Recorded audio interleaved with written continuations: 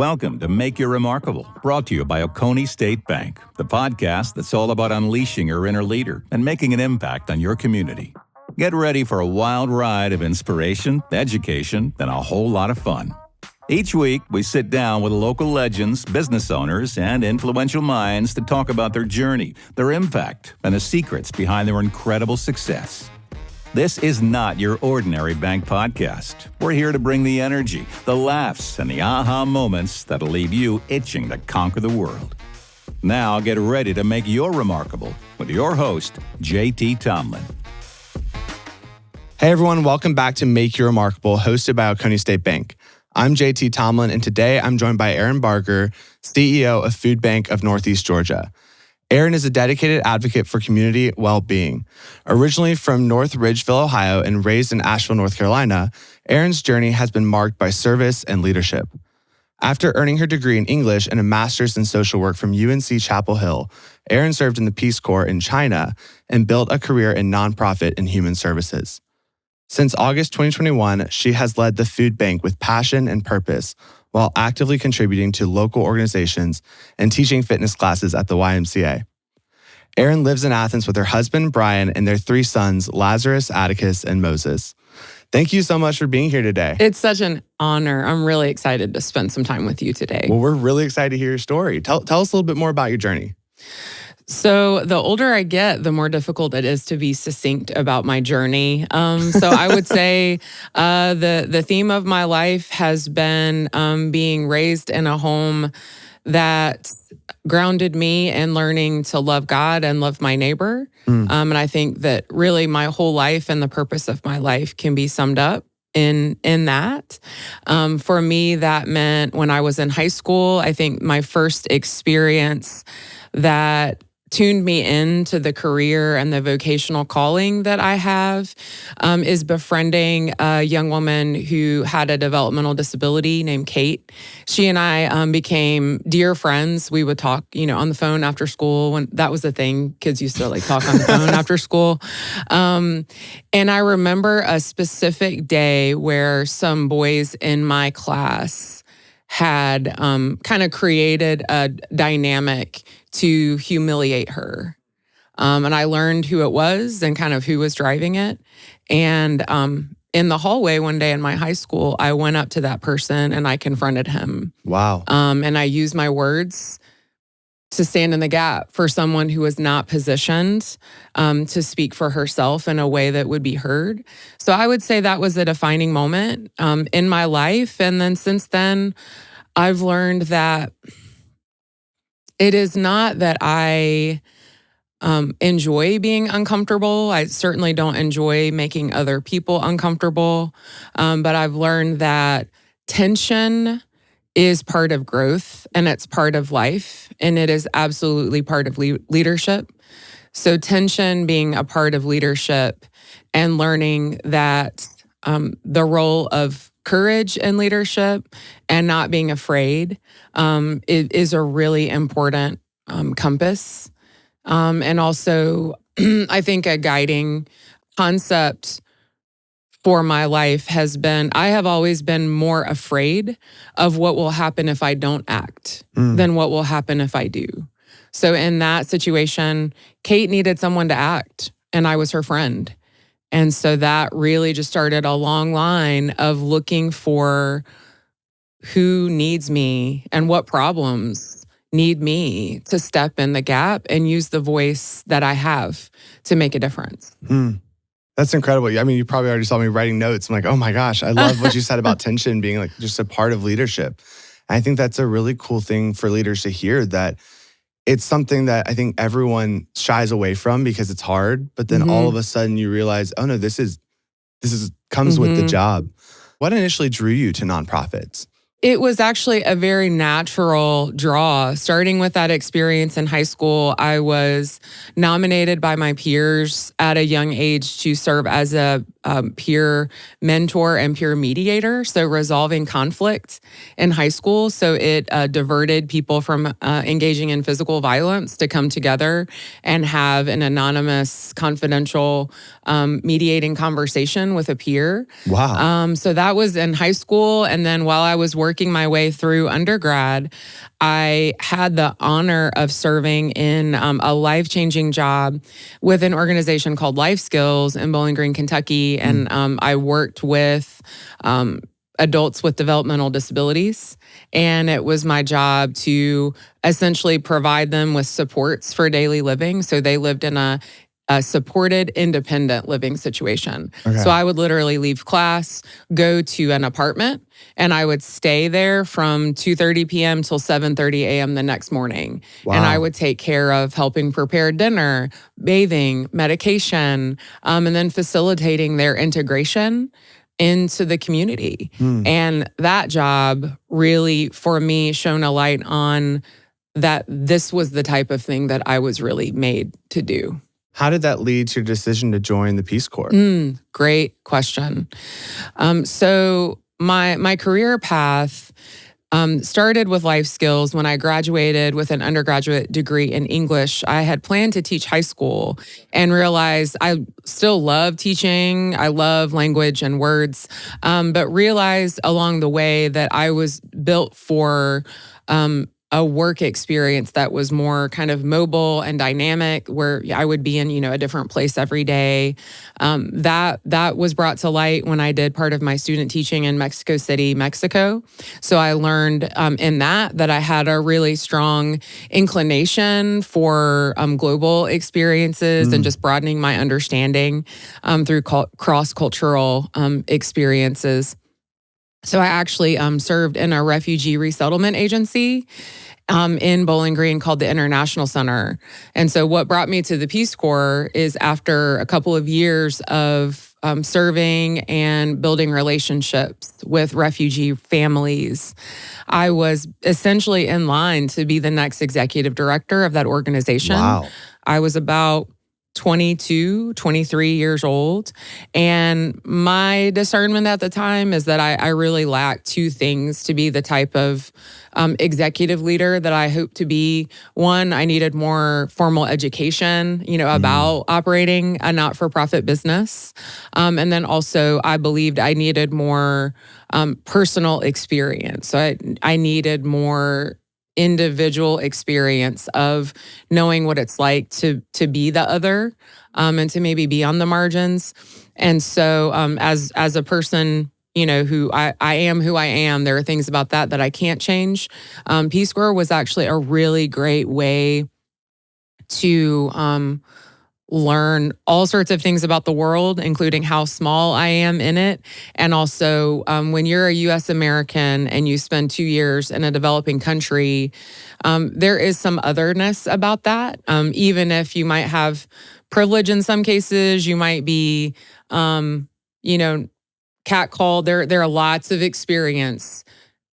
experiences where positive or negative, you're definitely the other. And so that life experience has really helped shape my understanding and kind of ground how I led from that point forward.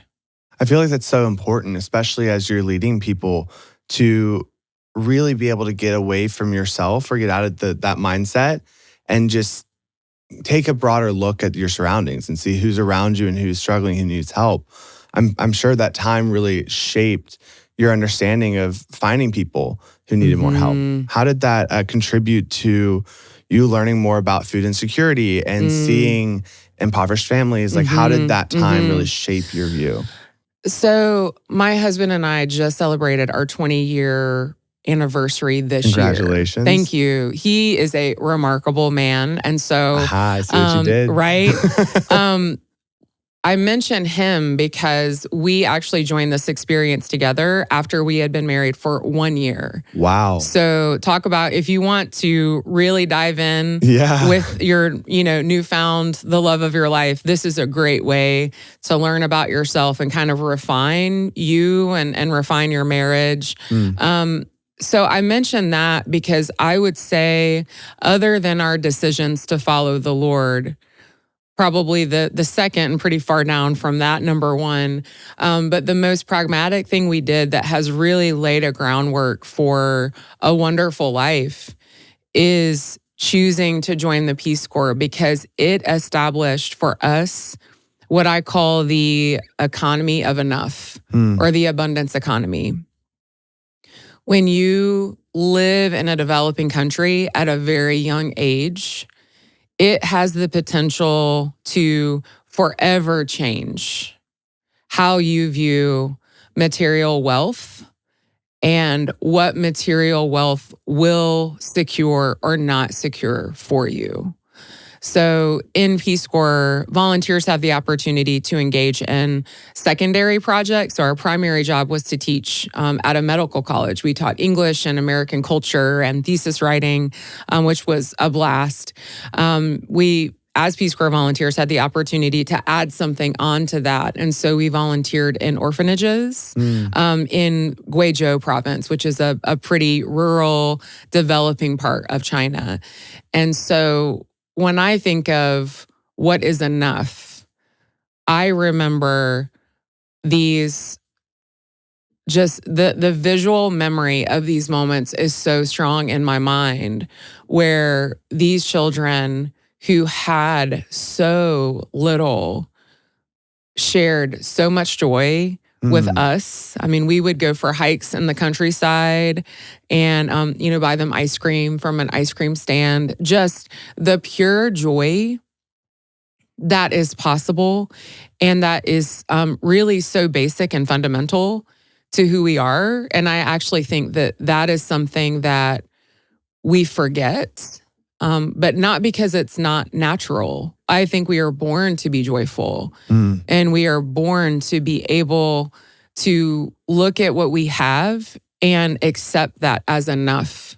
But I think that's something that we've forgotten. And I think that our culture, in many ways, wants us to forget that. That's definitely something I want to come back to. I love what you're saying about what is enough and how do you find that real joy again? Because I think that's something, like you're saying, we are missing. Something that's so hard to kind of, once you've lost it, how do you get back to that? Right. So I do want to come back and talk more about it. But tell us a little bit more about the food bank. What is the food bank of Northeast Georgia? The food bank of Northeast Georgia is, I believe, one of the best places to work in the region. I'm sure Oconee State Bank is also a great place to work. I can tell you guys love it here. So the food bank of Northeast Georgia was established more than 30 years ago for a very simple purpose: to connect neighbors with nourishing food. So we serve a 15-county region across Northeast Georgia, and our vision is that one day we will see every neighbor with enough food every day. So that is why we exist, and that's what we do. And you said that was the mission for the food bank? So the mission is connecting neighbors with nourishing food. The vision is every neighbor with enough food every day. I love that. I love that it's easy to remember, and it's so real, like connecting people with enough food. In your words, what makes the food bank so special? The people. And it's interesting. I think that you could probably interview dozens of leaders and they would answer that question the same way. But in every leader's mind, we are literally picturing the faces of very specific humans. So when I say the people, I am thinking of very specific humans that have unique gifts that only they possess the way they possess them. And we have 33 people who show up at the food bank every day, and they come to bring their best. They come because they are completely bought into the mission. And they, together, we are every day trying our best to live out our values of accountability, belonging, compassion, dignity, efficacy, and stewardship.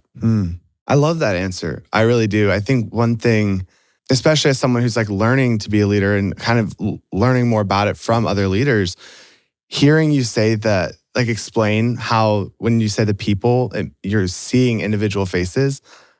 I don't know why that hits me differently. I think that's really powerful because I think it's easy to see that answer as people going, oh, I don't want to take all the credit, so I'm just going to say the people. But what you're saying is the reality is you're actually envisioning John Doe and Mary Frances and all these people that you're working with, and how these people really frame your job and how they really are the powerful, what you love about it. Well, and that humanizing element and being specific is also the key to tackling food insecurity and accepting it as a real issue. So I think the challenge with something like food insecurity is, number one, I believe that some people in our region don't actually believe that it's real. They see a physical abundance. The grocery store looks full to me and there's food everywhere. That is true. But the income burden of more than 68,000 people in our region means that they do not have the means necessary to access nourishing food. And food insecurity means they are dealing with undue, regular, consistent stress and strain. So that is a large statement, right? Right. And if many people hear 68,000 people, right, you just, even trying to picture that number, you're like, okay, what stadium is that? Right, exactly. What arena is that? And so what I think is really important as the president and CEO of the organization is that I hold fast to this, and I invite other people to think about a smaller and a more specific view, which is 1 in 3 of these people experiencing food insecurity are children. Wow. And a really powerful way to do that is if you ever leave home between 7 and 8 a.m., you have the opportunity to pause and think about children, because you are likely to be slowed down by a school bus. Right? And, historically, people have all sorts of reactions to being slowed down in the morning. Historically, it's like, wow, I need to consider extra time. Right. When I started working at the food bank, that introduced a very different mental process for me. When I see a school bus, I look on that school bus and you can see, the individual heads. You see the imprint of those children. And it is uncomfortable. But I think, again, part of my job is being willing to deal with the discomfort that some of us have enough. Many of us have more than enough. And then some of us do not have enough. Right. And when you look on a school bus and see 1 in 3 of these children either did not have dinner or it wasn't adequate, they probably didn't have breakfast, and they definitely don't know where their meals are coming from this week. For me, that really settles it into, I must do something about this. So that specificity is really critical, I think. How do you teach people to handle those uncomfortable conversations or uncomfortable thoughts? Because what I'm assuming is that feeling that, like, oh, I don't want to I don't want to think about this. I don't want, like, that makes me uncomfortable. I don't want to have to confront the fact that I'm fine, that I'm doing very well. I just spent this amount of money on a snack. Like, right. How do you teach people to not only confront that, but then move past it to the point of, okay, what do I do? I actually think that is the question, because the goal in these conversations is never to drive people down. I mean, guilt is completely ineffective. And I'm not interested in saying things that, like, drive people to feel guilty about something. The goal is to feel compelled toward action. And I think that is done through inspiring people and equipping them with information. I truly believe, and I have thousands of examples to prove this, that once people have some kind of human experience, or somehow the reality of food insecurity is driven home for them, it changes them. Right. So if someone simply gives it the time and they allow themselves to receive the fact that this need is real, and the people who experience this need have human faces and human spirits, they have a divine imprint, and they are people that they're interacting with every day. Right. You can't not be changed by that. And then you realize something as simple as $10 equals 25 nourishing meals. Wow. So that's also, right? So I did not know that. That's crazy. So this is a problem that is real, but it is also solvable. I believe that we can bring food within access for our neighbors in these 15 counties within my lifetime. I don't believe we can solve food insecurity, but I think we can bring food insecurity to functional zero, which means everyone who needs food can have access to that food. And that is done through the provision of childhood nutrition programming, through mobile pantries, through equipping our more than 200 member partners across our 15-county region with access to food that then they are then mobilizing to their neighbors. It's almost like your goal is to take the kid that's saying, I don't know where my food's coming from, and saying, I'm not going to be able to solve like like the struggle with money, but I can tell you where your next meal's coming from. Right. Like that's functional zero. Is that what I'm hearing? Exactly. And we do believe there is some importance in understanding the root causes of food insecurity, but also it is important that we engage in mission critical work, right? And what's critical to our mission is to focus on our ability to connect neighbors with nourishing food and then support other really valued partners who are working in the affordable housing space, et cetera. So those issues are very impactful, but we also have a very clear lane that we're trying to stay within and excel within that lane while collaborating very well with partners in these other very relevant spaces. Now, I had the really unique experience of being able to go to one of the Empty Bowl events. Yes. Tell us more about how, and I mean, it was an incredible event. Thank you. I think what you're talking about was very clearly laid out in the event where you were talking about food insecurity and showing proof, and also just really, I don't know, I want you to talk more about how that event has helped you guys. Because I think one of the really cool things was having kids come and sit at the table with you and getting to take a bowl home and really hear these stories. It does change your understanding, because I think everyone has their own idea of what food insecurity looks like. Right. And I love talking about Empty Bowl and appreciate the opportunity. One thing we did in really inheriting this event, I've been the president and CEO for about 3.5 years. And Empty Bowl is often a signature event across food banks in the United States. So it's a somewhat common event concept. And as I joined the organization, I was immediately uncomfortable with the fact that our signature event has the word empty in it. For me, the messaging is messaging of abundance, not scarcity. Right. And so actually we transformed a bit of the concept from empty bowl to every empty bowl is an open door. So anytime you see a bowl that is empty, we want to kind of substitute that visual for people with the scarcity in the life of my neighbor is an opportunity for me to lean in and engage in some fruitful way, whether that be volunteering or investing philanthropically. That's back to the $10 equals 25 meals, many ways to get involved. Volunteering is a major one.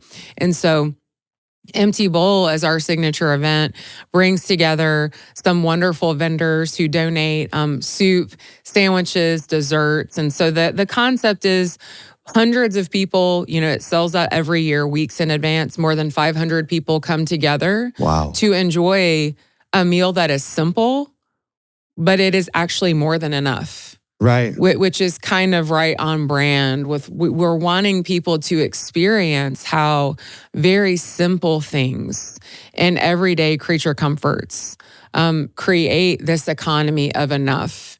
And most people coming to Empty Bowl, maybe they have experienced food insecurity at some point in their lives, and I try to be aware of that and how I speak about it. But many folks in that room at this point in their lives are in a position to explore that abundance economy and think about what that means for them. And for me, part of being generous in leadership is acknowledging and celebrating that many people might kind of on theme with this podcast and this foundation, people might make their mark by feeling heartbroken about a different cause or a different opportunity. I celebrate that. I don't believe that everyone, should have the food bank as their number one priority. I think there are a lot of priorities that are worth attention. But anyone who does want to make us a priority, we're here to serve them and help put their time, treasure, and talents to work in a way that invests and brings back a really strong return. How have you seen the food bank impact the people in your communities? That is probably the most difficult question to answer because it really gets to the heart of what we do and how much it matters. And that feels like a very heavy weight. So we have, parents telling us, grandparents who are raising their grandchildren, telling us essentially, we don't know what we would do without this food. Like I didn't know how I was going to make it. And this food is literally the difference between my family going hungry and not. Hearing direct experience from children, we'll have school-based professionals share with us the response of children. And it is both uplifting and completely heartbreaking. As a mother of 3 boys, I will say the moments where I've really had to stop and step back and take a moment is when if I'm at a mobile pantry and I see someone who I recognize. It's the parent of a friend of one of my children. And that has happened a time or two.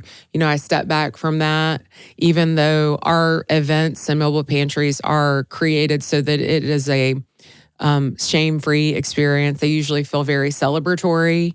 I'm still aware that, for some people, they don't feel great about being part of that charitable food system. And so it is heavy when you realize that the people experiencing this problem are people whose names you know. They are people whose children are on your child's team. They're the children, your children come home and have a funny story to share about recess. So what I hope the food bank is able to do is to allow the importance of this work to hit home. And as I say that, I have to tell you that the most difficult part of this job is that it hits home. And it is very close. It is very familiar. And the people experiencing this scarcity are people we know. And so that really stands out to me. And because of that, it has changed the fabric of our family and how our children are being raised. So it has been very life-changing for me and my entire family. Yeah, tell me a little bit more about that. How has the experiences like what you just shared shaped the way that you and your husband have raised your kids? Back to the earlier point about inspiration and invitation versus guilt. I don't think it's really helpful to anyone. And I think anyone who's parented for very long at all knows kind of guilting your children about what they have is just not effective and it's not fun for anyone. Right. And so for us, we try to make giving celebratory, but also ground our children in the humility that much of what our family has is because of, blessings that have come before us. Just as, Israel entered the land of Canaan where other people had toiled the soil and planted the crops and cultivated those, and then they enjoyed that land of milk and honey. I think everyone in this country, to some extent, if you have a blessing and it's material, it did not come just from that like individual person's work. We are all part of a broader kind of system of interdependence. And so just being humble about the fact that what we have been given for a purpose. And that is not to just serve ourselves. It is to think of how we can serve others. For us, that means, when we come across folks, at corners, on the side of streets, we look them in the eye, we have conversations with them, we know them by name. We don't spend a lot of time fretting about who deserves what. My understanding of grace is that the point of it isn't connected to the level of deservingness of the recipient. And so we don't spend a lot of time talking about who deserves what. We spend more time centered on what God has done for us and that we are part of God's story. Our life is not about fitting God into our story. Rather, we are part of a story that's much bigger than us. And by the way, our kids' names kind of say a lot about them. Yeah. And so our oldest is Lazarus Mercy, our middle is Atticus Earth, and our youngest is Moses Jubilee. When I read that earlier, that your son's name was Atticus, I was like, this is an English major at heart. Oh, yeah. I can hear it. Right. But those are beautiful names. And I think that's a really powerful, I wrote this down too, but the grace is not connected to the deservingness of the person. That's powerful. Because I think, especially as someone who, I've lived downtown, I've witnessed that, the homelessness firsthand. It's, every single day you're walking past people. And I think that it's very easy to just turn a blind eye.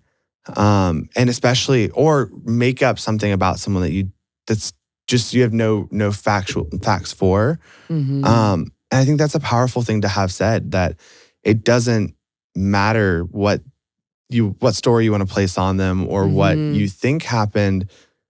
Grace, especially from a Christian perspective, does not come from what we think the person needs. It comes from disregarding that and just showing the love of the Lord. And that's powerful.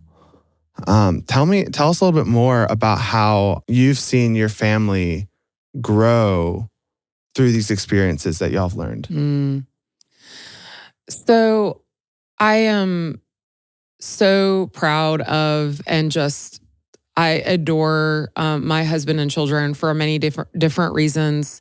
But I would say that they each in their own unique way are living out a calling. And it's sometimes when your children are of a certain age, you're still kind of figuring out who might they become. But our oldest has always had a bit of an old soul quality about him. He was the student who was student of the month for empathy. Every year, first or second month of the year, he just stands out as someone who is deeply considerate of others. And then our very dynamic, charismatic middle son is bringing, humor and silliness, but is also the one to notice, and he will ask questions. Hey, Mom, I wonder if, and then he'll fill in the blank with a name of someone we know who's homeless, what this is like for him. And, our children are very likely, and they're very prone, when we stop in an intersection, Atticus is usually the one sitting, positioned. I remember the first time he did this, and this is a bit of a confession. I think it's so interesting. He opened his wallet and had, a few ones and a 20. He pulled out the 20. His initial response to someone in need was to give his most and to give his best. And I think that maybe over time, that is something that we have as children, and the world strips that away. And we forget to remember that we have enough and that we will have enough. Even if we lack something material, we will be fine. Right. And then Moses, the one to watch, he's very much like the third of three boys. So he's played up his entire life athletically. And he just kind of goes into circumstances and is willing to try new things and has a bit of a fearlessness about him. So I can't wait to see who these boys become. And I hope that they model their life after Jesus, and I hope they're a lot like their dad. That's powerful. What have been some of the most inspiring moments from your job and your time at the food bank? We laugh a lot at the food bank, and we've had just some hilarious and funny moments. We've had moments, where a teammate might experience some real disappointment or tragedy in their lives.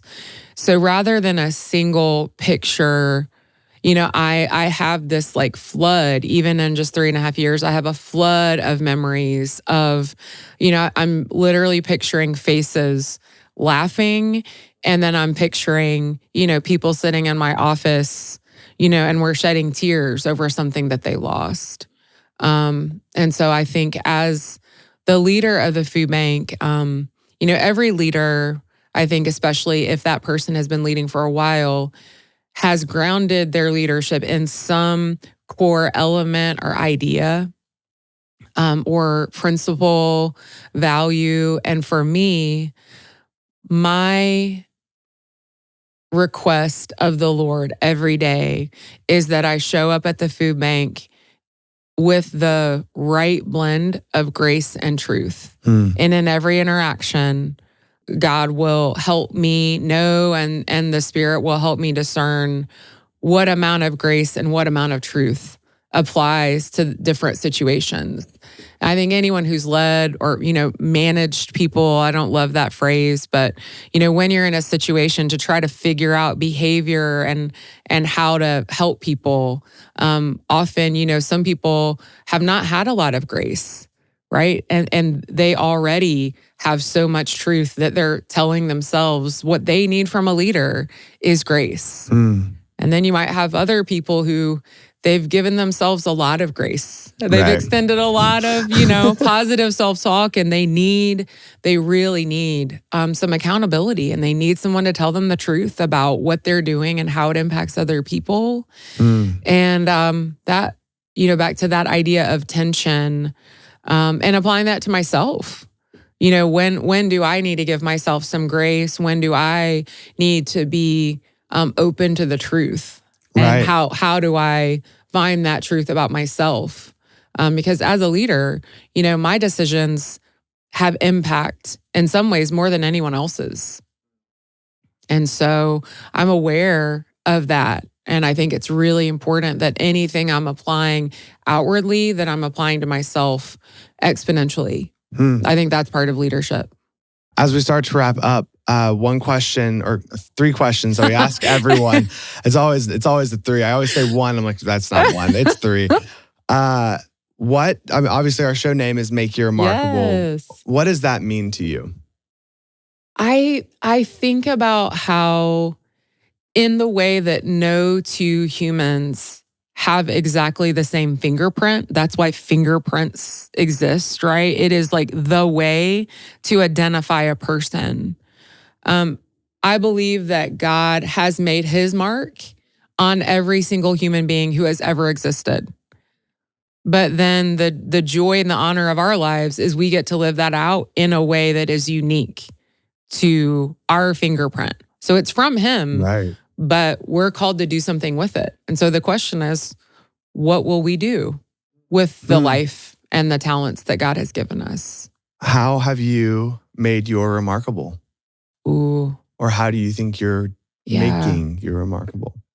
I would say that the most important way my life has made a mark is bringing it back to where we started, in centering my life on God and centering on loving my neighbor. Even people who, they don't know my name, I don't know theirs. Just this fact that universally, every interaction I have had that has shown light in the world, that has communicated love, and the fact that that person has a divine imprint, I think that is the way that I want to make my mark. And then in a much more specific way, loving and honoring my husband, loving my children, and training them to be their absolute best, and giving them unconditional love. And then I think along the way, so that's the core, and then professionally and vocationally, bringing that grace and truth to the food bank, creating a really dynamic space for people to bring their best, and to know that at the food bank, we keep our neighbors at the center of everything we do, every decision we make, and that the food bank will make its mark by keeping our neighbors at the center and honoring them above all. And lastly, how do you and your team create remarkable experiences? Oh, what a great question. We have some exceptional energy and talent at the food bank. And so when I think about our neighbors who come to a mobile market at an elementary school or a mobile pantry, which is typically a large drive-through, we make our mark in the lives of our neighbors by creating an experience for them that has joy versus judgment, that has efficiency versus, waiting and challenges, and that provides nourishment where scarcity had been. And I think that we, of course, we want to do what we do in more places, but we have come so far. And so I'm at the same time aware of what more we have to do, but I'm also very grateful and humbled by what I think our neighbors experience when they come to a food bank sponsored event. That's incredible. As we're wrapping up, this is my favorite part, is we have these lightning round. Okay. Super fast, super fun questions. Okay. First thing that come to your mind kind of answers. So we'll go ahead and start. What is the most impactful piece of advice you've ever been given? I don't know if it's most impactful, but because we're going quick, wake up early. Oh yeah, you were telling me earlier, you wake up at what, 5? 5. I usually start my day at 5, and it's helpful. That's incredible. I gotta get on that. It's hard. No judgment. What is your best tip for leaders? It's not about you. If the food bank were to have a mascot, what would it be and why? Ooh, this is so cheesy, but you said to give your instinctual response. I would say a beating heart. Okay. Which is actually a little creepy. I was going to say that out loud, but that's terrifying. Just a beating heart walking across the stage is... No, but it has to be like a caricature heart. Yeah. We're not talking about like a medical journal heart. like a heart shape. There you go. There we go. What is the most surprising food you've ever seen donated? At a recent mobile market, alligator meat. No way. Yes. You're lying. I am not. Like a whole alligator? It was in a package. Oh. I'm not sure. No judgment. No I hope judgment, someone right now is enjoying gator a tail's pretty breakfast good. of alligator. Yeah. What is the best lesson you've learned from raising 3 boys? Oh, same. It's not about you. It's not about me. Yeah. Perfect. What is a leadership skill you didn't expect to learn from teaching exercise classes? Ooh, that no matter how tired you are, good music and the opportunity to coach and invest in other people can re-energize you in surprising ways. Oh, that's awesome. And then lastly, if the food bank hosted a reality cooking show, what would be the first challenge? Okay, it would be, beat Bobby Flay. One of my favorite culinary magicians is Peter Dale. Okay. So it would be beat Peter Dale. I like it. I love him. He's so great. That's fantastic. He's so talented. All right. And as we wrap up, go ahead and give our listeners your shameless plug. Where can they get in touch with the food bank? How can they help? Do you all have social media or websites? Absolutely. Yes. So listeners, watchers are welcome to join us on LinkedIn, Facebook, Instagram. Please visit us online at foodbanknega.org. We would love to invite your philanthropy. Remember, every $10 equals 25 balanced meals. And we would love to invite you to volunteer with us, which you can also do by checking us out online. Awesome. Mm-hmm. Well, that's it. Thank you so much for coming, and thank you for sharing so much. Absolutely. It was a blast. Thank you.